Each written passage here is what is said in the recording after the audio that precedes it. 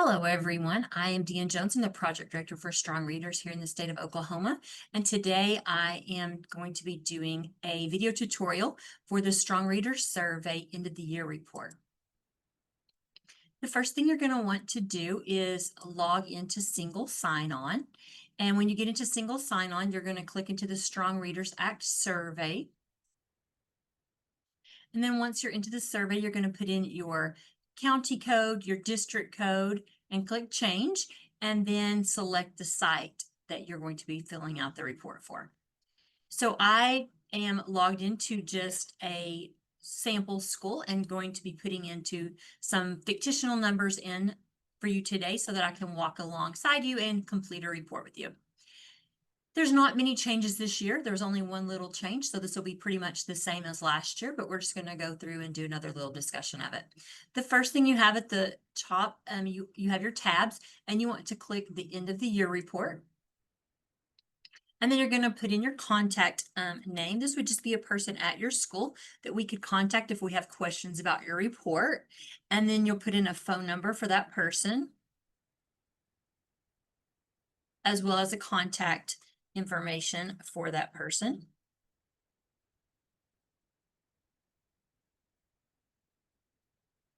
Just who we would need to contact if we have any questions about your data in your report. And then the next question is about your universal screening assessment. So on this, if you are using the same universal screening assessment district-wide, you would check this box right here, and it will only make you pick one screening assessment. But if you are at a school where you're using different assessments for different grade levels, then you can put that as well.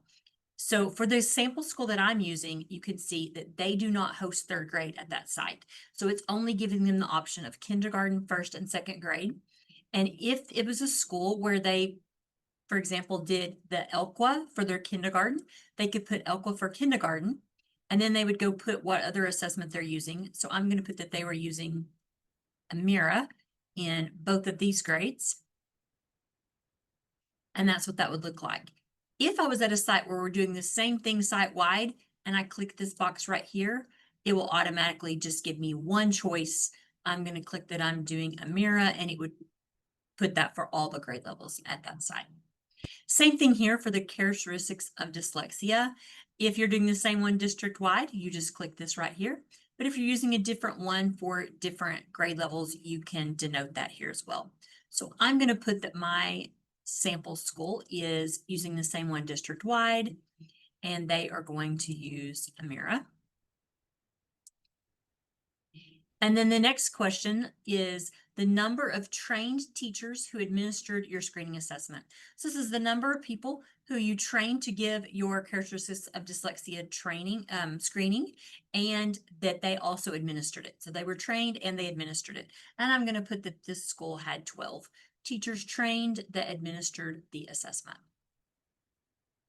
Now we're moving down to the slip portion of our report. So the first thing it's asking you is, you'll notice that it already pre-populated the numbers for you for each grade level of how many you had not meeting the grade level target at the beginning of the year. So for my sample school, I had 37 kindergartners. They're below level at the beginning of the year, 42 first graders, and 55 second graders. So the first question that is going to be for me to answer is how many entered the program. And this is students that were identified as not meeting the grade level on the screener after the beginning of the year report. So not these 37, but after we already identified these 37, how many students did we identify after that beginning of the year report? So this could be current students who were on level when you tested at the beginning of the year, and then at that mid-year, that they scored below level and you added them to a slip, or it could be students who moved into your school and you put them on a slip mid-year. So I'm going to put that I had 2 students that entered this program. And then the next question is exited. This would be the number of students who were identified as not meeting the grade level target. So they were already in these numbers, one of these 2, and then they exited. They left, moved away from the school after the BOI was completed. So I'm going to put that I had 1 student move away. And then the next question is completed the program on level So this is your students who were on a slip, whether they were on it at the beginning of the year or you added them. And then now at the end of the year, they met that grade level target. So they completed your program and they are now on level. So I'm going to put that I had 20 of my students completed on level. And you'll notice right here, this next section auto populates for you. So it is showing that I had 37 completed, not on level. But really, it should deduct this 20. It's going to, it just won't do it till we get to the very end and push save. I'll scroll back at the end and show you that it does indeed do this for you. But at this point, it looks like it's not, but it will once we get to the end. And then the last question is improved. This question was new last year. And this is for the number of students who improved one or more tiers during the school year. So I'm going to put that I had 30. Things to note on this is it doesn't just have to be students who graduated off of the slip. That we will count those. That could be students who were on a tier 2 or 3 or 1+, and then they got up to tier 1, and so we're taking them off. But this could also be students who were maybe on a tier 3 and they made it up to tier 2. So that's going up one level. Likewise, it could have been tier 2 and went up to 1+. You would also count those. So any student who was on a slip at some point during the year and they improved one tier, you're going to count them here as improved. Then I'm just going to go back in and fill some numbers out for the rest of these grades as well.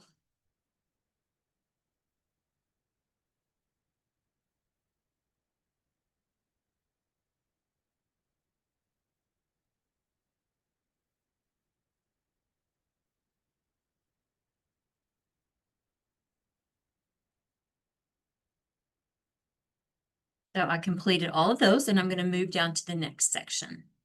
The next section is the risk for characteristics of dyslexia. This already has, you can see, same grades, the grades that were hosted at my site, which was K1 and 2. And the first number is the number of students that you screened for the characteristics of dyslexia.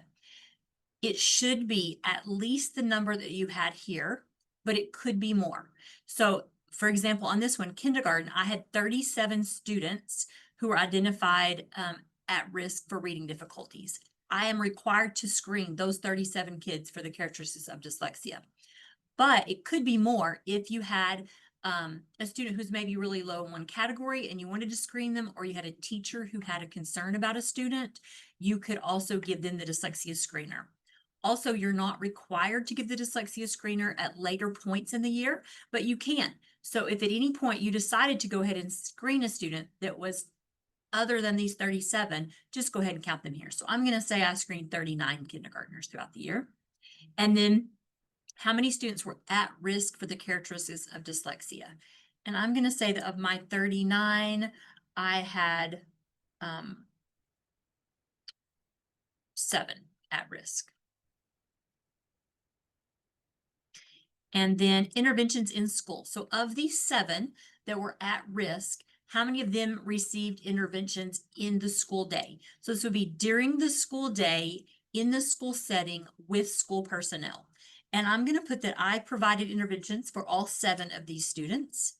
And then the next question is about intervention outside of school. So this would be someone who's getting intervention outside of the school day, or from a private tutor at any time during the day. So this could be where the parents maybe are pulling them out during the school day to send them to some kind of tutoring practices, or maybe they have a hired person who's pushing into the school. If it is not given during the school day by school personnel, then you're going to count it right here. And we do understand the limitation on this is you only know what you know. So you only know what the parent tells you. You could have parents who are sending their kid to some kind of tutoring services maybe on a Saturday and you're not aware of it. But if they've made you aware, we want you to count them here so that we can have those numbers for our data. Now I'm going to go ahead and do this for my other grades as well.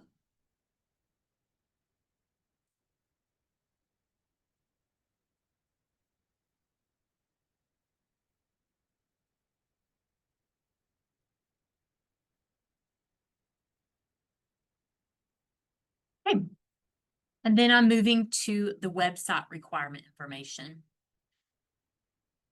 The first question is about newly enrolled students. This number is the currently enrolled students who have not been enrolled continuously since October 1st of the previous school year. So things to consider on this is we're only counting continuously enrolled students. First of all, currently enrolled students. So if the student's already left you, you're not going to count them here. We're only counting your current enrolled students in this. But of your current enrolled students, we only want you to count as newly enrolled students who have not been continuously enrolled with you. So if a student was with you in first grade and then they left at Christmas and came back at the beginning of second grade, that student is going to count here as newly enrolled because they have not been with you continuously for 2 school years. And when we're looking at a school year, we're counting from October 1st. So if a student was with you by October 1st of a school year and they stayed with you that whole school year, that counts as 1 complete school year. If a student came to you later than October 1st, they came on October 22nd, that year doesn't count as a full school year. So if they have not been with you for 2 complete school years, complete being from October 1st, continuously, then you will count them as newly enrolled. So I'm going to say that I have 20 first kindergartners, 15 first graders, and 30 second graders that were newly enrolled. One other thing to consider on the newly enrolled students, specifically when you're looking at kindergarten, is we do count pre-K as one of those if it's offered by your district. So when I'm looking at kindergarten students and I'm saying these kindergarten students have been with me less than 2 years, the reason I'm not counting every kindergartner at my school is because some of them attended preschool at my district and they were with me from at least October 1st of their pre-K year. So that pre-K counts as 1 year and now second grade counts as 2 years. So those students would not be newly enrolled. But these 20 that I'm counting either came to us in kinder and didn't come to pre-K at my district, or they came after October 1st. So we're going to count that. Another thing to count is that it is by district. So if you have a student who came to you in kinder or first, but they were in your district in the previous year, then you do not have to count them as newly enrolled. So it is newly enrolled to your district, not just to your school site. And then the next question is proficient. So this is the total number of students who demonstrated proficiency on the BOY, MOY, or EOY, and we are counting proficiency as a 60th percentile rank. So a couple things to consider here. First of all, like I said, that we're counting 60th percentile rank on the screener as proficiency. And then also, this is total number of students. So total number of students, regardless of their IEP status, are going to get counted right here. Total number of students that scored at least the 60th percentile, BOY, MOY, or EOY.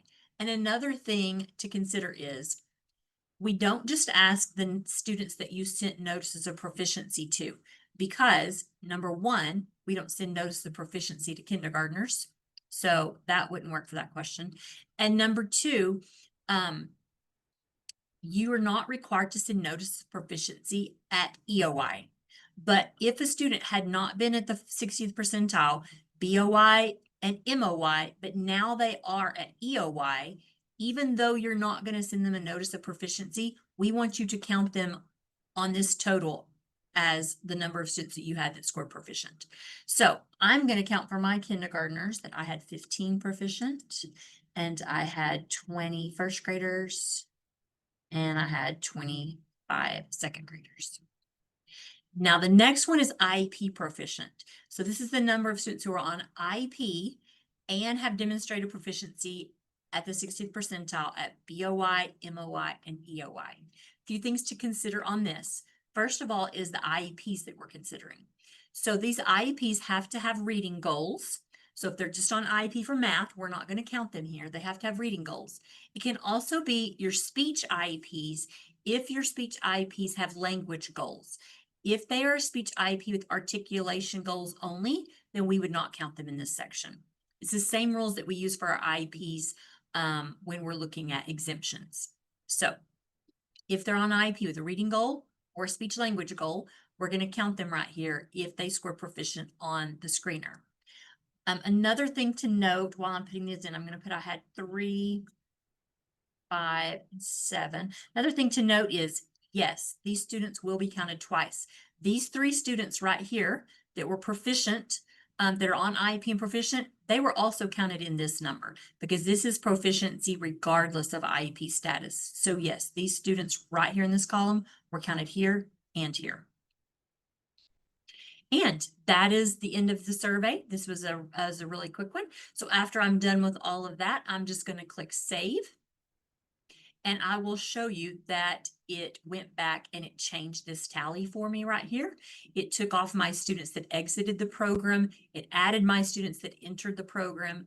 And then when it looked at completed on level, it deducted that and put my number here. So it did fix all those totals for me. And now I have already saved it. And this would now go on to, I would let my administrator know that I have completed this, and then it would go on to the superintendent for certification. Thank you for being with me today and for always taking care of your strong readers reporting. If you have any questions with this reporting, you can email us for any questions or support. And that email address is literacy@sde.ok.gov. Thank you so much.